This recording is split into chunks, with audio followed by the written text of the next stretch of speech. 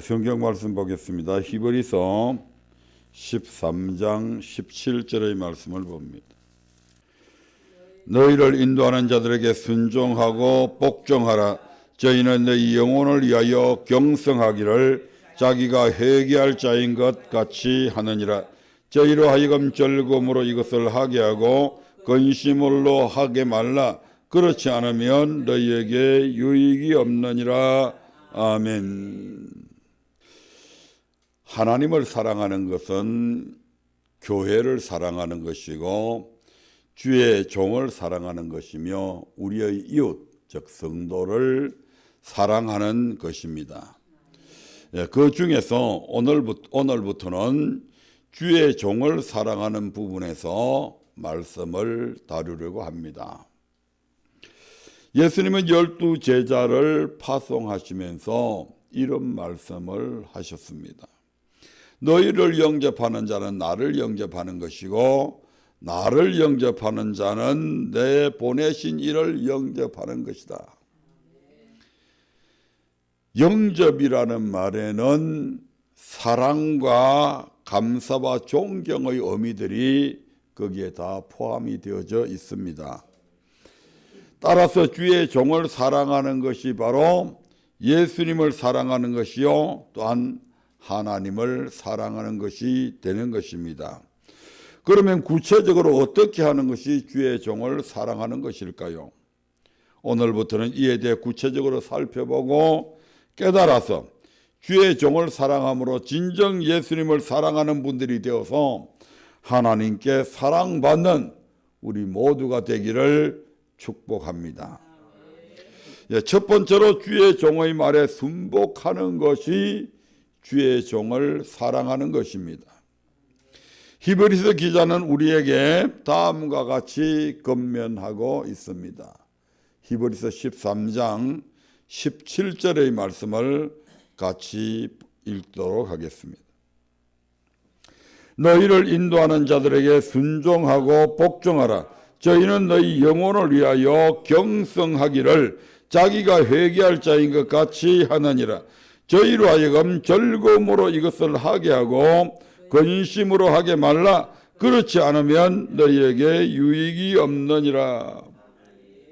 너희를 인도하는 자들에게 순종하고 복종하라고 말씀합니다. 이 말씀에서 너희를 인도하는 자가 누구입니까? 13장 7절의 말씀을 같이 봅니다. 하나님의 말씀을 너희에게 이루고 너희를 인도하는 자들을 생각하며 한번 읽겠습니다. 하나님의 말씀을 너희에게 이루고 너희를 인도하는 자들을 생각하며 저희 행실의 종말을 주의하여 보고 저희 믿음을 본받으라. 이 말씀을 통해서 너희를 인도하는 자란 우리에게 하나님의 말씀을 가르치는 주의 종임을 우리가 알 수가 있습니다. 그러므로 너희를 인도하는 자들에게 순종하고 복종하라는 말은 우리를 하나님의 말씀으로 인도하는 주의 종에게 순종하라고 하고 복종하라는 말입니다. 순종은 남의 명령이나 의사를 순순히 따라가는 것이고 복종은 상대방의 뜻이 내 뜻과 맞지 않아도 내 뜻을 버리고 상대방의 의사나 명령을 그대로 쫓아가는 것이 복종입니다. 순종에는 강제성이 없지만 복종에는 강제성이 좀 있다 이 말입니다.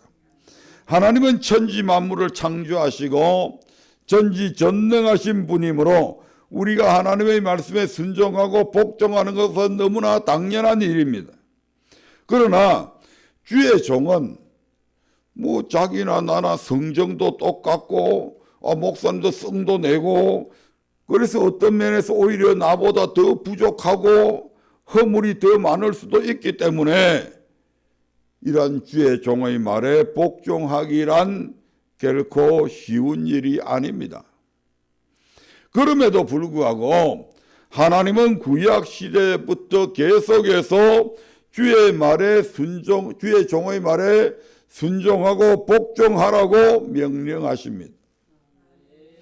이스라엘이 하나의 민족으로 형성된 후에 하나님께서 그들의 지도자로 세운 최초의 사람이 바로 모세입니다.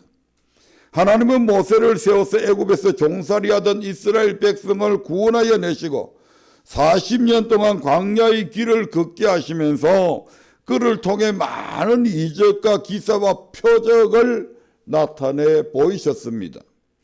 예를 들면 지팡이를 내밀었을 때에 홍해를 말리시고 바다를 육지와 같이 건너게 하시는 일들도 하십니다. 우리의 인간의 상상을 초월하는 일들이죠. 그냥 얕은 겨울가가 아닙니다. 저 해남 같은 데서 뭐 밀물, 썰물에 의해서 물이 쫙 빠져나가니까 거기에 돌출되어 있는 그런 길이 나타나는 게 아니다 이 말입니다.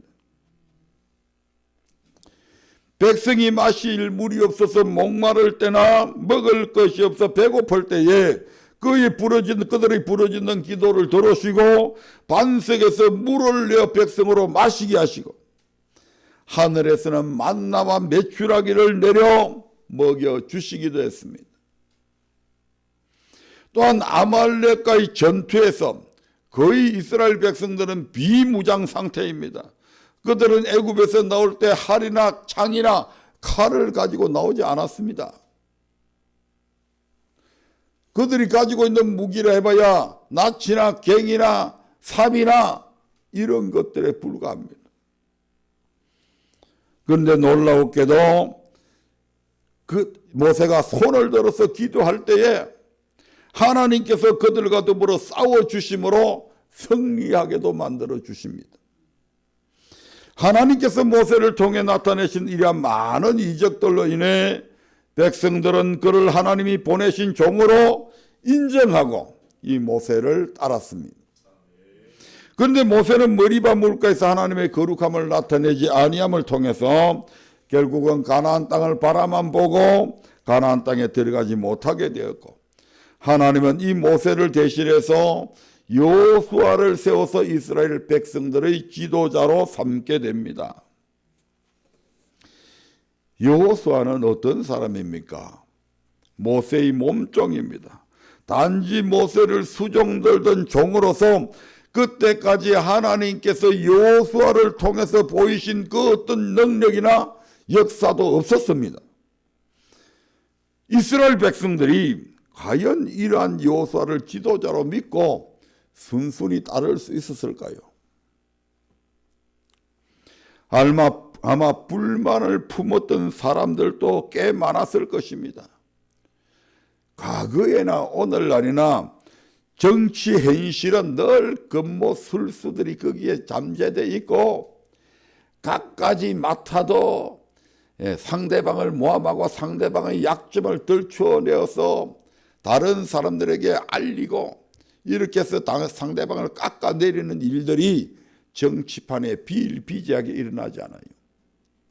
그런데 300만이나 되는 이스라엘 백성들의 새로운 지도자로 하나님께서 이 여호수아를 지명하는 겁니다.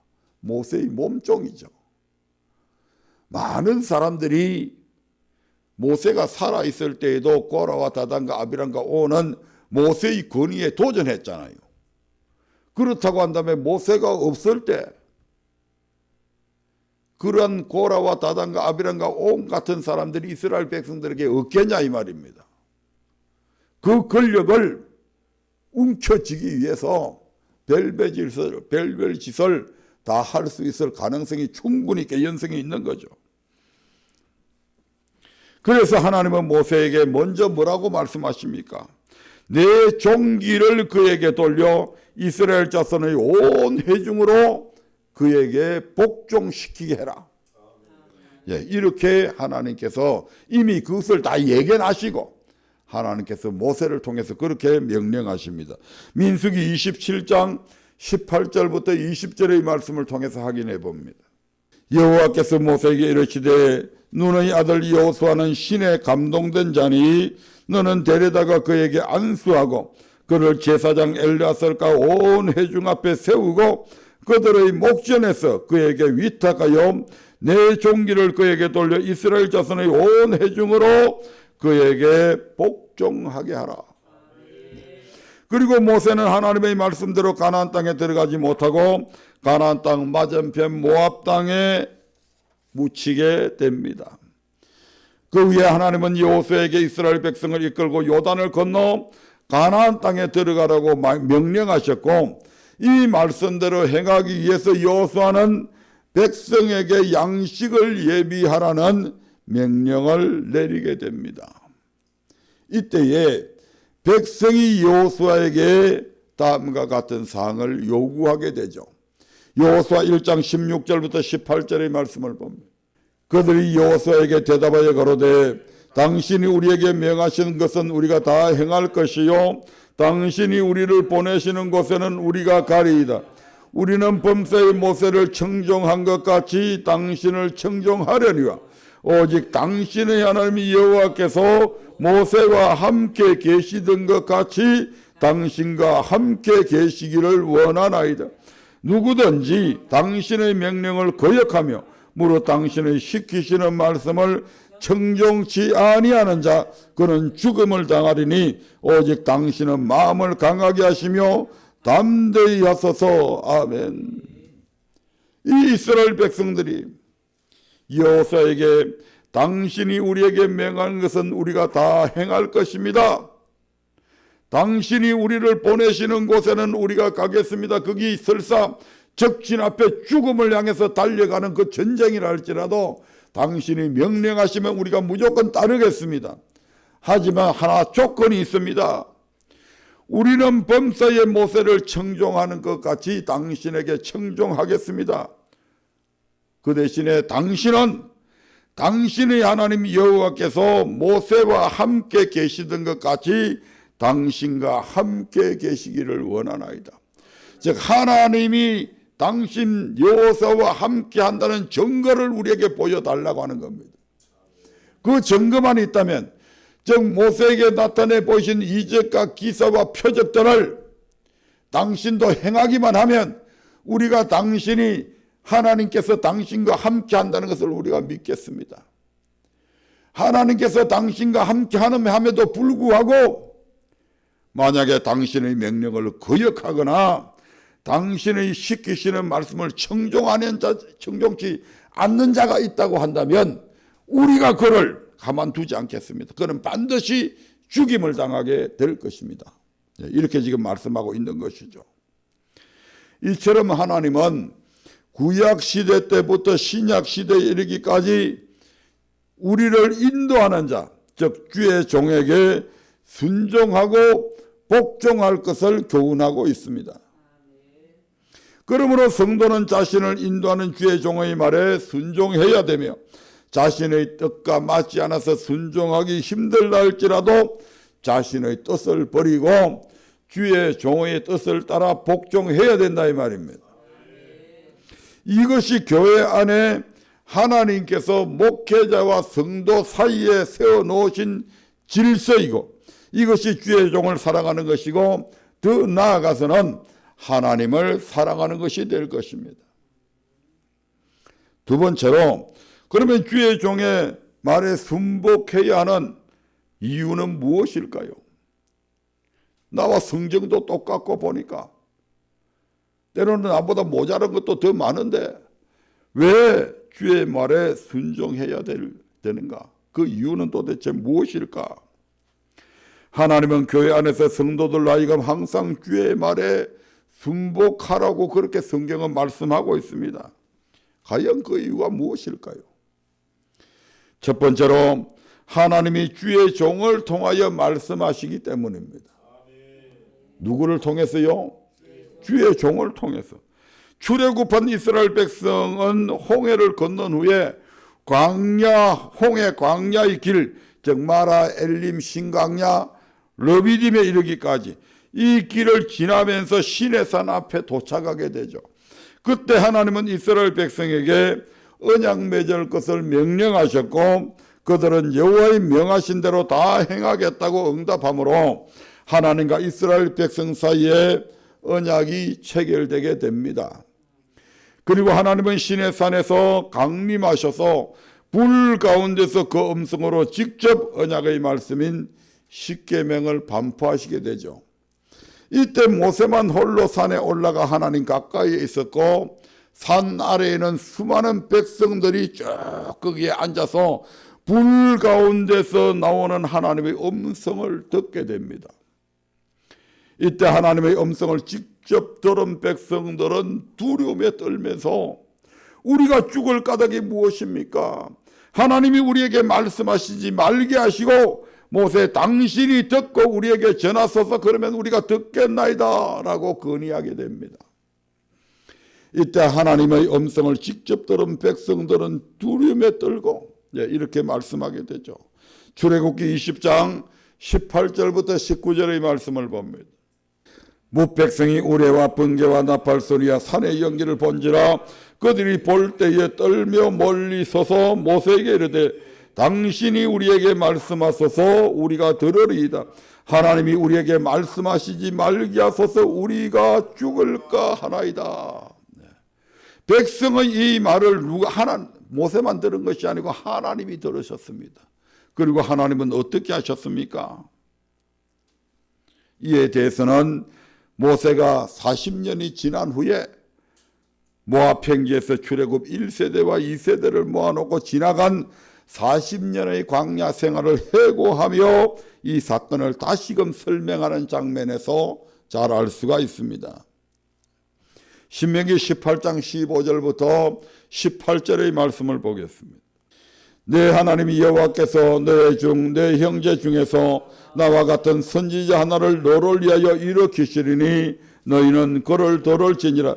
이것이 곧 내가 총회의 날에 호렙산에서 내 하나님 여호와께 구한 것이라. 곧 내가 말하기를 나로 다시는 나의 하나님 여호와의 음성을 듣지 않게 하시고 다시는 이 큰 불을 보지 않게 하소서. 두렵건대 내가 죽을까 하나이다 하며 여호와께서 이르시되 그들의 말이 옳도다. 내가 그들의 형제 중에 너와 같은 선지자 하나를 그들을 위하여 일으키고 내 말을 그 입에 두리니 내가 그에게 명하는 것을 그가 무리에게 다 고하리라. 하나님이 직접 말씀하시지 않고 모세를 통해 말씀하여 달라는 백성들의 말씀을 옳게 여기신 하나님은 이후로는 항상 모세에게 말씀하셨고 그로 하여금 백성에게 여호와의 말씀을 전하게 하셨습니다. 그리고 18절에서 알 수 있듯이 하나님은 모세와 같은 선지자를 세우고 그 입에 하나님의 말씀을 두어 백성에게 전하게 하겠다고 그렇게 약속하셨습니다. 하나님은 이 약속대로 모세가 죽고 난 후에 여호수아를 세워 백성에게 명하실 말씀을 백성에게 직접 말씀을 하시지 아니하고 누구를 통해서 여호수아를 통해서 일러주셨습니다. 그 예로 이스라엘 백성이 요단을 건널 때 하나님은 그 방법을 이스라엘 백성들 전체에게 말씀하시지 않으시고 여호수아에게만 말씀하셨습니다. 여호수아 3장 7절부터 8절의 말씀을 한번 보겠습니다. 여호와께서 여호수아에게 이르시되 내가 오늘부터 시작하여 너를 온 이스라엘의 목전에서 크게 하여 내가 모세와 함께 있던 것 같이 너와 함께 있는 것을 그들로 알게 하리라. 너는 언약궤를 맨 제사장들에게 명하여 이르기를 너희가 요단 물가에 이르거든 요단에 들어서라 하라. 여호수아는 하나님께서 명령하신 그 말씀을 제사장과 백성에게 전하여 그대로 순종하게 합니다.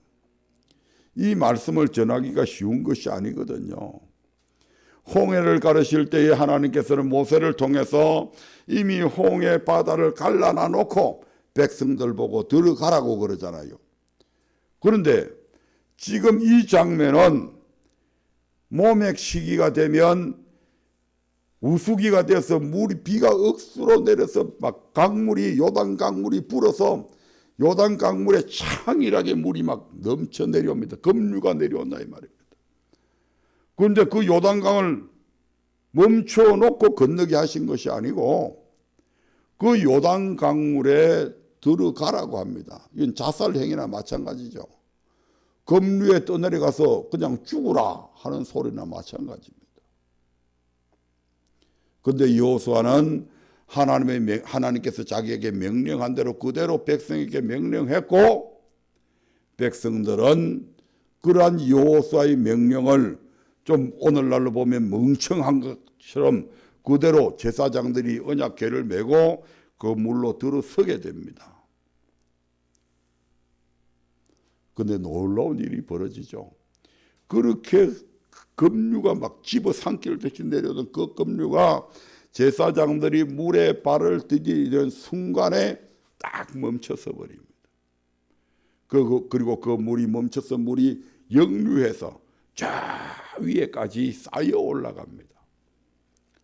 이 홍해 건넌 사건은, 요단을 건넌 사건은 그래서 홍해를 건넌 사건과 같은 사건으로 성경은 기록을 하고 있잖아요. 엄청난 사건이 벌어지죠. 다음에 한번 또 이 부분을 갖고 설교할 시간이 있을 때 별도로 말씀드리겠습니다만은,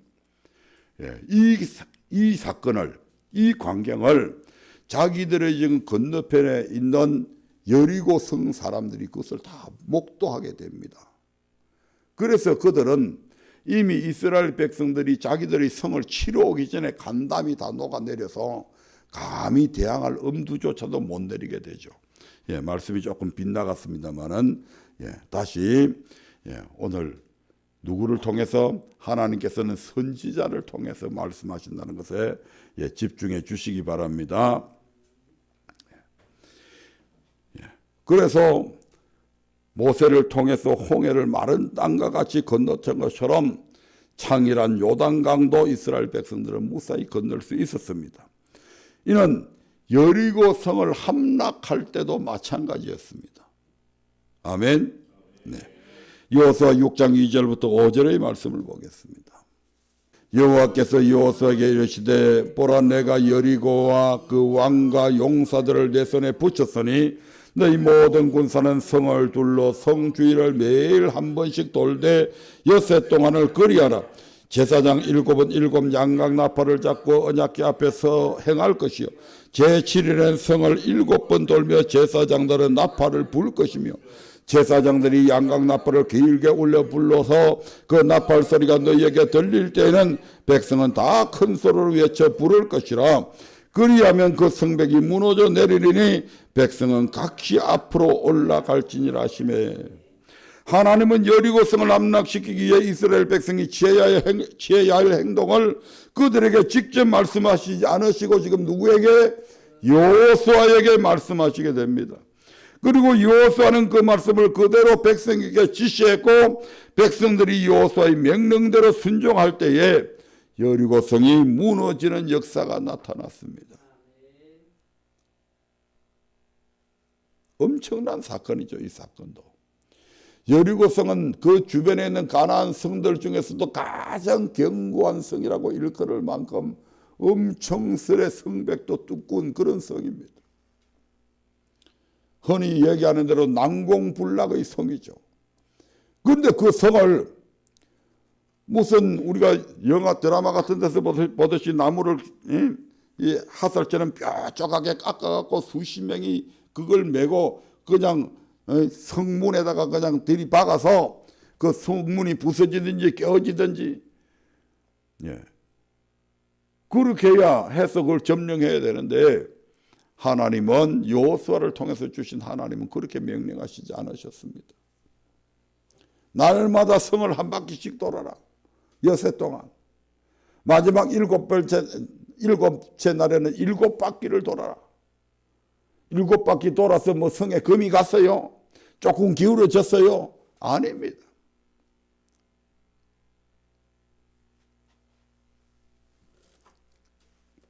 그리고 그들이 말씀하신 대로 외쳤을 때에 그 성은 돌 위에 돌 하나도 남지 않을 정도로 완전히 초토화되어 버렸습니다. 아멘. 주의 종에게 말씀하시고 그 말씀대로 우리 하나님께서 이루신 사건이죠. 모세와 같은 선지자를 세워서 말씀을 그 입에 두어 그로 하여금 백성에게 말씀을 전하게 하시겠다는 하나님의 약속은 이러한 여호수아에게서 끝나지 않고 그 후 선지자들을 통해서 계속 되어서 신약 시대까지 이르게 됩니다. 아멘. 그래서 누가복음 10장 16절에서는 예수님의 제자들 곧 주의 종의 말을 듣는 자는 곧 예수님의 말씀을 듣는 것이라고 말씀합니다. 아멘. 누가복음 10장 16절의 말씀을 봅니다. 너희 말을 듣는 자는 곧 내 말을 듣는 것이요 너희를 저버리는 자는 곧 나를 저버리는 것이요 나를 저버리는 자는 나 보내신 이를 저버리는 것이라 하시니라. 너희 말 즉 제자들의 말을 듣는 것은 누구의 말씀을 듣는 것이다? 예수님의 말씀을 듣는 것이고 예수님의 말씀을 듣는 것은 누구의 말을 듣는 것이다? 하나님의 말씀을 듣는 것이다. 그럼 하나님께서 말씀하시면 반드시 그대로 된다 안 된다? 된다. 주의 종이 하나님의 말씀을 전할지라도 주의 종이 하나님의 말씀을 전해도 그 말씀은 그대로 이루어진다 안 이루어진다? 이루어진다. 주의 종이 엉터리 말 하나님의 말씀 아닌 사람의 계명을 가르치면 그건 들을 필요도 없고 안 들어도 되고 안 이루어지기도 한다 이 말입니다. 그러나 하나님의 말씀은 반드시 뭐 된다? 이루어진다. 아멘. 또한 예수님은 요한복음 12장 49절에서 내가 내 자의로 말하는 것이 아니요 나를 보내신 아버지께서 나의 말할 것과 이를 것을 친히 뭐해 주셨다? 명령하여 주셨으니 나는 그의 명령이 영생인 줄 안다 이렇게 말씀하시죠. 그리고 요한복음 14장 24절에서는 너희의 듣는 말은 내 말이 아니요 나를 보내신 아버지의 말씀이라고 말씀하십니다. 따라서 주의 종의 말을 듣는 것은 예수님의 말씀을 듣는 것이고 예수님의 말씀은 바로 하나님의 말씀을 듣는 것이다. 한마디로 신약 시대에도 하나님의 백성에게 하나님께서 직접 말씀하시지 않으시고 누구를 통해서 주의 종을 통해서 말씀하신다는 것입니다. 이처럼 하나님은 출애굽한 이스라엘 백성에게 약속하신 때부터 오늘날까지 백성에게 직접 말씀하시지 않으시고 항상 하나님께서 세우신 주의 종들을 통해서 말씀하십니다. 그러므로 성도는 주의 종을 통해 자신에게 주시는 하나님의 말씀을 들을 수 있습니다. 이것이 바로 성도가 주의 종의 말에 순복해야 하는 첫 번째 이유다 이 말입니다. 그럼 다음으로 또 어떤 이유가 있을까요? 두 번째로 주의 종은 그가 인도하는 양들을 위해 생명을 바치기 때문에 주의 종의 말에 순복해야 된다 이 말입니다. 시내산 앞에서 하나님과 이스라엘 백성 사이의 언약 체결이 이루어진 후에 모세는 십계명이 기록된 돌판을 받기 위해 시내산에서 올라 그곳에 40일 동안 머무르게 됩니다. 아멘. 예, 그런데 모세가 산에서 더디 내려오자 백성들은 아론에게 우리를 인도할 신을 만들어 달라고 요구했고 아론은 그들로 하여금 금고리를 가져오게 해서 그것을 받아 부어서 각도를 새겨서 무엇을 만들었어요? 예, 금송아지를 만들게 됩니다. 그리고 그들은 그 금송아지가 자기들을 애굽에서 인도해낸 신이라고 하며 그 앞에서 제사를 드리고 앉아서 먹고 마시며 뛰어놀았다고 성경에는 그렇게 기록이 되어져 있습니다. 아멘. 예, 하나님께서는 이 사건을 통해서 그들에게 진노하셨고 그들을 진멸하고자 하셨습니다마는 아브라함과 이삭과 야곱에게 하신 약속의 말씀을 붙잡고 간절히 기도하는 모세의 기도로 인해 그들을 진멸시키려는 뜻을 돌이키게 되죠. 아멘. 그 후 모세는 우상 숭배한 백성들의 죄를 사하여 달라고 다시 하나님께 나아가 간절히 기도하게 됩니다. 그 기도의 내용을 살펴보면 처절하죠. 출애굽기 32장 31절 32절의 말씀을 봅니다. 여호와께로 다시 나아가 여짜오되 슬프도소이다. 이 백성이 자기들을 위하여 금신을 만들어 싸우니 큰 죄를 범하였나이다. 그러나 합의하시면 이제 그들의 죄를 사하시옵소서. 그렇지 않소면 원컨대 주의 기록하신 책에서 내 이름을 지워버려 주옵소서. 모세는 이스라엘 백성의 죄를 용서하여 달라고 하면서 만일 용서해 주시지 않는다면 주의 기록하신 책에서 자신의 이름을 지워버려 달라고 기도합니다. 이 기도의 말이 무슨 말입니까? 이 말이 무슨 말입니까? 모세 자신은 지옥에 가도 좋으니까 자기가 인도하는 양들인 이스라엘 백성의 죄는 용서하여 달라고 지금 빌고 있는 겁니다. 어느 누가 감히 이런 기도를 할 수가 있겠습니까? 이 모세와 같이 주의 종은 자신이 이끌어가는 양들의 영혼을 위해 생명을 바치는 자들이다 이 말입니다. 이러한 사실은 사도 바울이 갈라디아 교회 성도들에게 보낸 편지에도 잘 나타나 있습니다. 갈라디아서 4장 19절의 말씀을 봅니다. 나의 자녀들아, 너희 속에 그리스도의 형상이 이루기까지 다시 너희를 위하여 해산하는 수고를 하노니, 여인에게 있어서 가장 큰 고통은 아마 해산의 고통일 것입니다. 사도 바울은 자신이 인도하는 성도들 속에 그리스도의 형상이 이루기까지 애쓰고 수고하는 것이 마치 여인이 해산할 때 겪는 것만큼 힘들고 고통스러운 것이라고 스스로 고백하고 있습니다. 이는 그가 양들을 위해 생명을 바치는 것과 같은 그런 삶을 살았다는 말입니다. 이러한 목회자들, 곧 주의 종들의 수고에 대해서 히브리서 기자는 오늘 본문에서 이렇게 말씀하고 있는 겁니다. 히브리서 13장 17절입니다. 너희를 인도하는 자들에게 순종하고 복종하라. 저희는 너희 영혼을 위하여 경성하기를 자기가 회개할 자인 것 같이 하느니라. 저희로 하여금 즐거움으로 이것을 하고 근심으로 하게 말라. 그렇지 않으면 너희에게 유익이 없느니라. 저희 곧 우리를 인도하는 주의 종들은 우리 영혼을 위해 경성하시기를 자기가 회개할 자인 것처럼 한다고 합니다. 경성하다는 말은 정신을 차려서 그릇된 행동을 하지 못하도록 바로 잡아준다는 뜻입니다. 그러므로 이의 말씀은 우리에게 말씀을 가르치는 주의 종은 우리의 영혼을 생명의 길로 인도하기 위해서 마치 자신이 하나님 앞에 회개할 자, 계산할 자인 것 같이 한다는 것입니다. 이를 좀 더 자세히 쉽게 설명하면 우리가 이 땅에서의 삶이 끝나고 장차 하나님 앞에 서게 될 때에 하나님은 반드시 이 땅에서 우리가 산 삶에 대해서 심판을 하시게 됩니다. 아멘.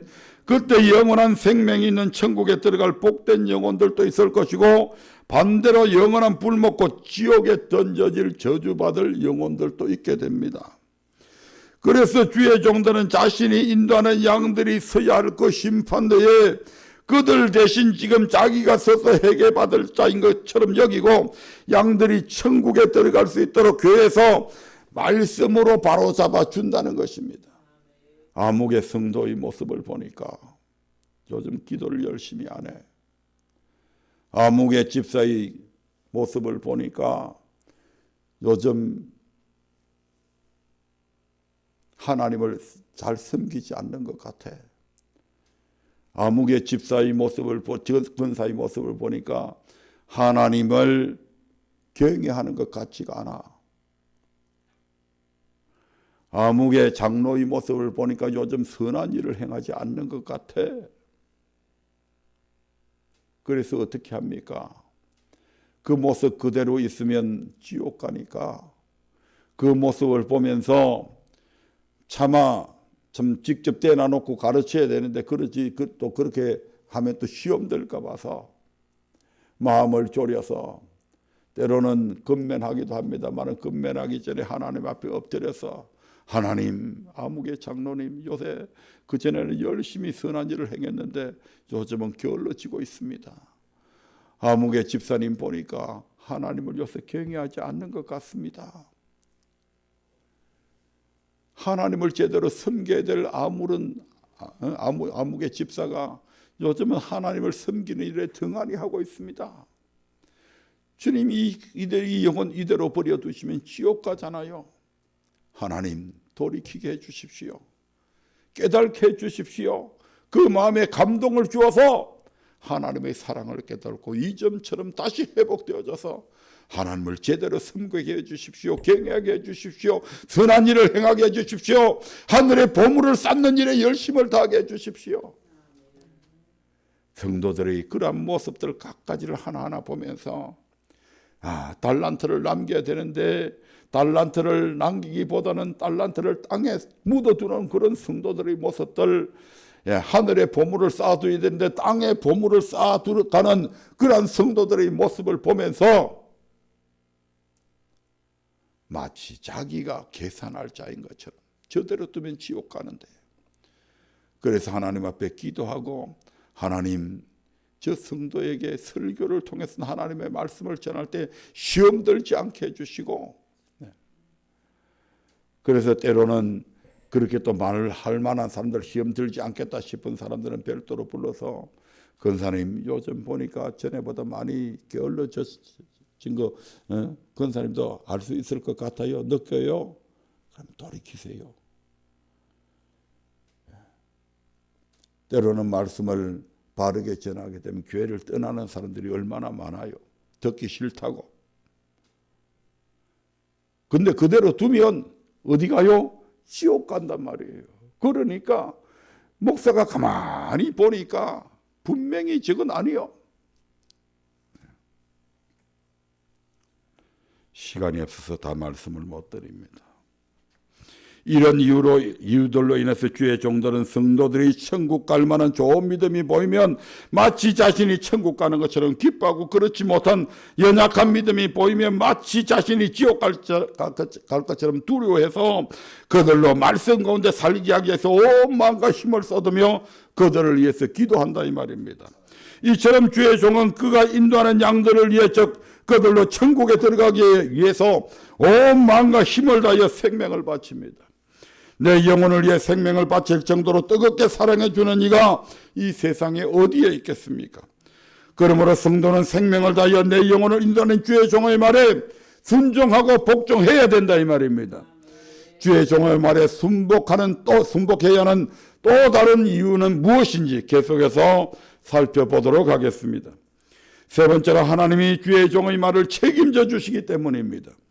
열왕기하 4장에 보면 선지자 엘리사와 수넴 여인에 관한 얘기가 나옵니다. 그 당시의 시대를 보면 북쪽에는 아람 나라로 가는 강대한 나라가 있어서 시시때때로 이 이스라엘을 터집 잡아서 이 이스라엘을 침공하려고 벼르고 있는 나라가 있었다 이 말입니다.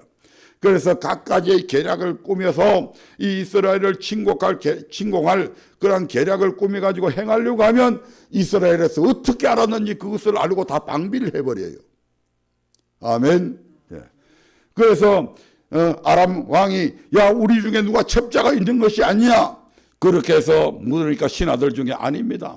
이스라엘 나라는 엘리사라고 하는 선지자가 있는데 이 사람이 왕이 침소에서 하는 이야기까지도 다 알고 거기에 방비합니다.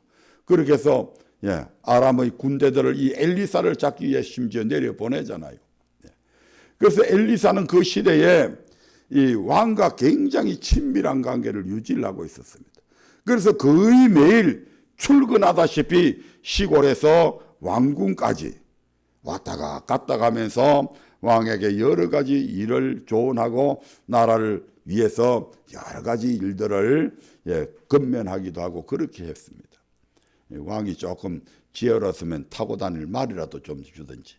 그 땡패 때, 떼약패 때 이스라엘 땅 때가 덥잖아요.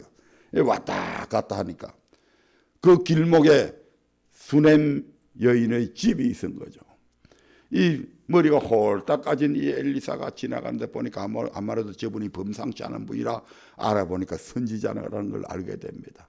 그래서 어느 날 지나가니까 강건해서 저희 집에서 좀 음식도 좀 먹고, 제가 오늘 또 지나가실 것 같아서 맛있는 음식 만들어 놨으니까 좀 드시고 가라고, 그래서 강건해서 데려다가 엘리사에게 맛있는 음식을 대접을 합니다. 계속해서. 그러다가 어느 날에는 생각하니까 먼 길을 오고 가는데 그냥 음식만 먹여서는 안 되겠다. 그래서 자기 남편에게 이야기해서 저기 위에 다락방을 우리가 하나 만들어 드립시다. 그래서 다락방을 만들어서 엘리사가 오고 가다가 피곤하면 거기서 쉬기도 하고 낮잠도 안 자시고 한 번씩 주무시고 그렇게 했습니다. 이런 대접을 받다 보니까 엘리사 마음에, 선지자 마음에 부담이 생긴 거예요. 저 여인은 저렇게 주밀하게 나를 위해서, 우리를 위해서 이렇게 하는데 자기의 사안에게 게하시야, 혹시 이 집에 뭐 필요한 게 없는가 물어봐라. 혹시 뭐 왕에게 이에게 건의할 사항이 있든지 왕에게 부탁할 일이 있어도 내가 다 들어준다고 물어봐라. 그러니까 이 여자가 아무 필요한 거 없습니다.